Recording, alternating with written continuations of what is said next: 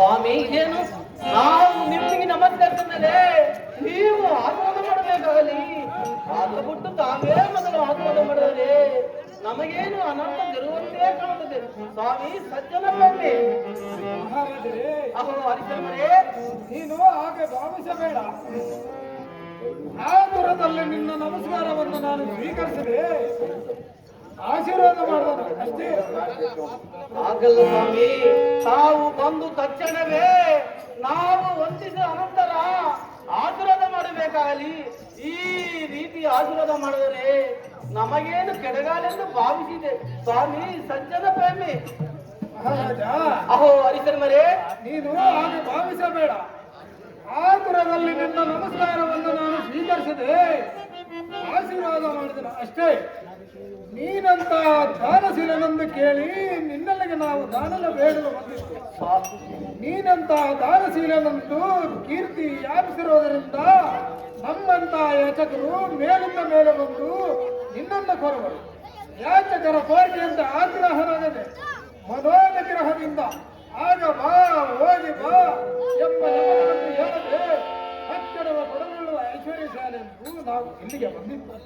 ಸ್ವಾಮಿ ನಮಗೆ ಆಗುವಂತ ಆತುರವು ಏನಿರುವುದು? ನೀವು ನನ್ನನ್ನ ಬೇಡವಾದರೆ ಆ ಪರಮಾತ್ಮ ಕೃಪೆಯಿಂದ ನೀವು ಬೇಡದನ್ನಾಗಲೇ ಕೊಡಬೇಕು. ಅಹೋ ಹರಿಚಂದ್ರೇ, ನಮ್ಮದು ಗ್ರಾಮದೇಶವು ಈಗ ಶ್ರೀಧರಪುರಿಯಲ್ಲೇ ವಾಸವಾಗಿರುವ ಅಧ್ಯಾಪಕರಾದ ವಿದ್ಯಾಪೀಠವನ್ನು ಬೋಧಿಸುತ್ತಾ ಶಿಷ್ಯರ ಸಂಖ್ಯೆಯನ್ನು ವೃದ್ಧಿಪಡಿಸುತ್ತಾ ಹಲವನ್ನು ಕಲಿಸುತ್ತಿದ್ದ ಈತನು ನನಗೆ ಪರಮ ಆಪ್ತ ಶಿಷ್ಯನು. ಹೆಸರು ವಿಜಯ್ ಶರ್ಮ. ಸದಾ ನನ್ನ ನುಡಿಯಾಡದಂತೆ ಇದ್ದು ಎನ್ನೊಡನೆ ಶಾಸ್ತ್ರ ಸಿದ್ಧಾಂತಗಳನ್ನು ಕಲಿಯಬೇಕೆಂದು ಯೋಚನೆ ಮಾಡುತ್ತಿದ್ದೆ. ಹೌದು ಗುರುವರೇ, ಮಹಾರಾಜರ ಶಾಂತಚಿತ್ತದಿಂದ ನಮ್ಮಲ್ಲಿ ವರ್ತಿಸುವರು. ಕೆಲವು ಭಾಗ್ಯವಂತರು ಯಾಚಕರನ್ನು ಕಂಡ ಕೂಡಲೇ ಆಚನಿಲ್ಲರೆಂದು ವೇಚನವಿಲ್ಲದಂತೆ ಮಾತನಾಡಿ ಬಿಡುವರು. ಪ್ರಸ್ತುತ ಮಹಾರಾಜರು ಆದರೂ ಎಷ್ಟೋ ಆದವರನ್ನು ತೋರ್ಪಡಿಸಿದರು. ಅನ್ನಕ್ಕಿಂತ ಆದರಣೆ ಹೆಚ್ಚಲು ಯಾರು ಅದನ್ನು ಆಧರಿಸುವರೋ ಅವರಲ್ಲಿ ನಮ್ಮ ಅನುಗ್ರಹವಿರುವುದೆಂದು ತಿಳಿಯಬೇಕು. ಆದರೆ ನಮ್ಮ ಮನೋಇಷ್ಟವನ್ನು ಪೂರ್ವವಹಿಸುವರೋ ಇಲ್ಲವೋ ನೋಡೋಣ. ಅಹೋ ಹರಿಚಂದ್ರೇ, ನಿಮಗೆ ಮಕ್ಕಳಿದ್ದಾರೆ. ನಿಮ್ಮ ಕುಟುಂಬವು ಸೇವಾಕೃತ ಸ್ವಾಮಿ ಸಜ್ಜನ ಪ್ರೇಮಿ. ಮಹಾರಾಜರೇ, ಅಹೋ ಹರಿಚಂದ್ರೇ, ನಮಗೆ ಬಹುಮಂದಿ ಮಕ್ಕಳಿರ್ಬೇಕು. ಈ ವಿಶ್ವದರ್ಶನೇ ನನ್ನ ಕುಟುಂಬ. ಇದರ ಆರಭಾರಕನಾಗಿದ್ದು ನನ್ನ ಶಾಂತಿ ಲಕ್ಷ್ಮಿಯು ನಿಮ್ಮಂತವರ ಮುಂದೇನು ಸುಮ್ಮನಾದರೆ ನಿಮ್ಮ ಅಭಿಪ್ರಾಯವನ್ನು ಸಂಪೂರ್ಣವಾಗಿ ಸಂಕೋಚನೆ ಇಲ್ಲದೆ ಹೇಳಿರಿದೇವಾ ಮಹಾನುಭಾವ.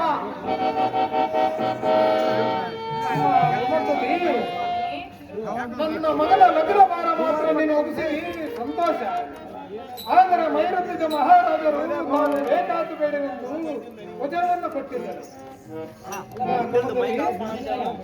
ನಾನು ನನ್ನ ಮಗನು ನನ್ನ ಶಿಷ್ಯನು ಅರಣ್ಯದಲ್ಲಿ ದಾರಿಯನ್ನು ಹಿಡಿದುಕೊಂಡು ಬರುವ ಸಮಯದಲ್ಲಿ ದಾರಿ ತಪ್ಪಿ ಅರಣ್ಯ ಮಾರ್ಗವನ್ನು ಹಿಡಿದುಕೊಂಡು ಬರುವಾಗ ಒಂದು ಸಿಂಹವು ಏಕಾಏಕಿ ಬಂದು ನನ್ನ ಮಗನನ್ನು ಹಿಡಿದುಕೊಂಡಿತು.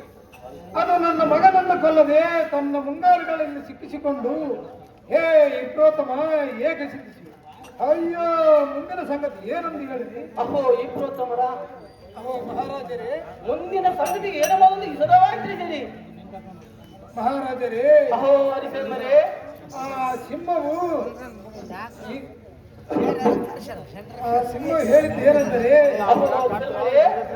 ರಾಜವರ್ಯ ಏಕೆ ಮಾಡಿವಿ, ಏಕೆ ಚಿಂತಿಸಿ ಸರಿಯಾ? ನಿನ್ನ ಮಗನನ್ನು ನನ್ನಿಂದ ಬಿಡಿಸಿಕೊಂಡು ಹೋಗಲಾರೆ, ಸುಮ್ಮನೆ ಹಿಂದಕ್ಕೆ ಹೋಗಲು. ಅದಕ್ಕೆ ನಾನು ಎಲೈ ಸಿಂಹರಾಜನೇ, ಇದ್ದೊಬ್ಬ ಮಗನನ್ನು ನಿನ್ನ ವಶಕ್ಕೆ ಕೊಟ್ಟರೆ ನಾನು ಪುತ್ರಹೀನನಾಗುವೆನಲ್ಲ. ನನ್ನನ್ನೇ ತಿಂದು ತೃಪ್ತಿ ಪಡೆಯಂದು ಎಷ್ಟು ಅಂಗ್ಲಾಸಿ ಬೇಡಿಕೊಂಡರು, ಅದು ಕೇಳಲಿಲ್ಲ. ಈ ನನ್ನ ಶಿಷ್ಯನನ್ನು ಆದರೂ ಕೇಳಿ ನೋಡಿದೆ. ಹೌದು ಗುರುವರಿಯರೇ, ಮಹಾರಾಜರ ಶಾಂತಚಿತ್ತದಿಂದ ನಮ್ಮಲ್ಲಿ ವರ್ತಿಸುವರು. ಕೆಲವು ಭಾಗ್ಯವಂತರು ಯಾಚಕರನ್ನು ಕಂಡಲ್ಲ. ಅಹೋ ಇಬ್ಬರೇ ನಿಲ್ಲರಿ ಯಾರ ದೇಹವನ್ನು ತೆಗೆದುಕೊಳ್ಳಬೇಡ.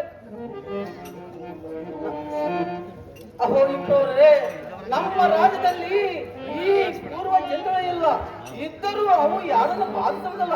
ಮುಂದಿನ ಸಂಗತಿ ಏನು ನಿಜವಾಗಿ ತಿಳಿದಿರಿ. ಅಮ್ಮ ಕುಮತತಿ, ನನ್ನ ಮಗನ ಲಗ್ನ ಭಾರ ಮಾತ್ರ ನೀನು ಒಗಿಸಿ ಸಂತೋಷ. ಆದರೆ ಮೈರಸಿದ್ಧ ಮಹಾರಾಜರು ತಾವು ಬೇಕಾದ ಬೇಡಿಕೊಂಡು ವಚನವನ್ನು ಕೊಟ್ಟಿದ್ದಾರೆ.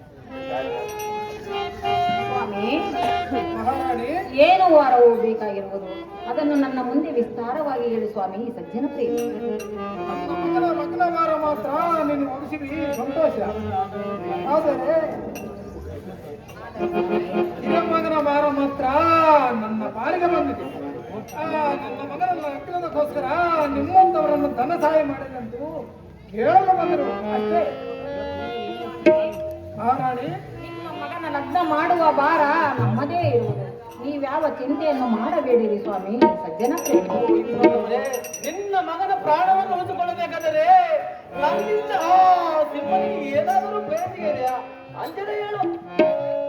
ಮಹಾರಾಜ, ಅಹೋ ಇಬ್ಬರವರಿಗೆ ನಿನ್ನ ಶರೀರವನ್ನೇ ಬೇಡಿರುವುದಾಗಲಿ, ನಿನ್ನ ಹೆಂಡತಿ ಶರೀರವನ್ನು ಬೇಡಿಲ್ಲವಲ್ಲ. ಅಹೋ ದಾಂಪತ್ಯ ಗೋಪಾಲ, ಅಹೋ ಇಬ್ಬರವರಿಗೆ ಅಹೋ ದಾಂಪತ್ಯ ಗೋಪಾಲ, ನಿನ್ನ ತಂದೆ ಶರೀರವನ್ನೇ ಬೇಡಿರುವುದಾಗಲಿ, ನಿನ್ನ ಶರೀರವನ್ನು ಬೇಡಿಲ್ಲವಲ್ಲ. ನೀವು ಹೀಗೆ ಕಾಲವನ್ನು ಕಳೆದರೆ ಅರಣ್ಯದಲ್ಲಿ ನನ್ನ ಮಗನು ಸಿಂಹದ ಕೈಯಲ್ಲಿ ಸಿಲುಕಿ ಎದ ಬರ್ತಿರುವೆನು. ನೀವು ದಾನವನ್ನು ಕೊಟ್ಟರೆ ಕೊಡಿರಿ, ಬಿಟ್ಟರೆ ಬಿಡಿರಿ. ಶಿಷ್ಯ ಹಿಂದೆ ಹೋಗಲಿ. ಅಹೋ ಇಬ್ಬರವರಿಗೆ ಅಹೋ ವಿಪ್ರಪತ್ತಮರೇ, ಅಹೋ ಸ್ವಾಮಿಗಳೇ, ನಮ್ಮ ತಂದೆಯಾರ ಶರೀರವು ಕುಂದಿರುವುದು, ನನ್ನ ಯೌವನ ಶರೀರವು ಪುಷ್ಟವಾಗಿರುವುದು. ಆ ಸಿಂಹಕ್ಕೆ ನಾನೇ ಆಹುತಿ ಕೊಡುವೆನು.